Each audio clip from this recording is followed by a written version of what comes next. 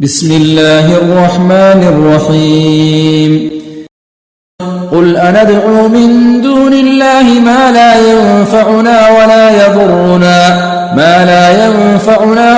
يضرنا ونرد على أعقابنا بعد إذ هدانا الله كالذي استهوته الشياطين في الأرض حيران له أصحاب يدعونه إلى الهدى ائتنا قل إن هدى الله هو الهدى وأمرنا لنسلم لرب العالمين وأن أقيموا الصلاة واتقوه وهو الذي إليه تحشرون وهو الذي خلق السماوات والأرض بالحق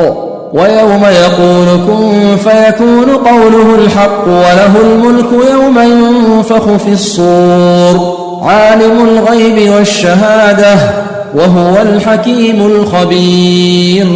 وإذ قال إبراهيم لأبيه آزر أتتخذ أصناما آلهة إني أراك وقومك في ضلال مبين وكذلك نري إبراهيم ملكوت السماوات والأرض وليكون من الموقنين فلما جن عليه الليل رأى كوكبا قال هذا ربي فلما أفل قال لا أحب الآفلين فلما رأى القمر بازغا قال هذا ربي فلما أفل قال لئن لم يهدني ربي لأكونن من القوم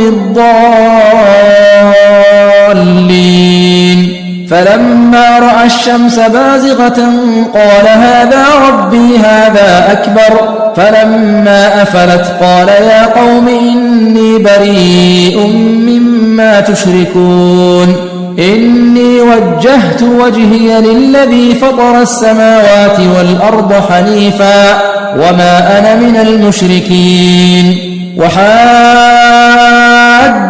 قومه قال أتحاجوني في الله وقد هدان ولا أخاف ما تشركون به إلا أن يشاء ربي شيئا وسع ربي كل شيء علما